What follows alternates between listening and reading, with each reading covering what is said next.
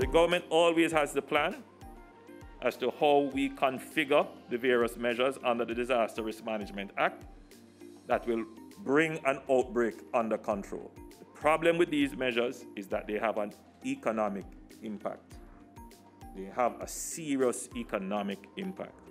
So if citizens want to ensure that our economy is protected, that our health service is protected, then just do the simple thing. Wear a mask, sanitize your hands regularly, particularly if you touch surfaces that are in public areas or surfaces you are unsure about. Maintain a social distance. Now that is the most difficult one, it appears to me, the maintenance of social distance. Don't feel any way if somebody stands away from you. It's nothing to do with you.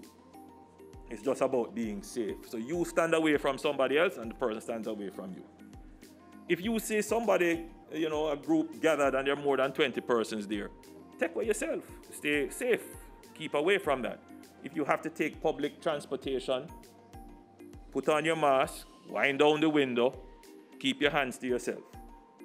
You come out of the taxi, sanitize your hands, and keep moving. This is how we are going to have to live until we get a vaccine. But I want the country to bear in mind that even if the vaccine were to be developed and approved next year, the process of having the vaccine produced, then shipped here, then distributed, could be many months after the approval. So we have a long stretch of time.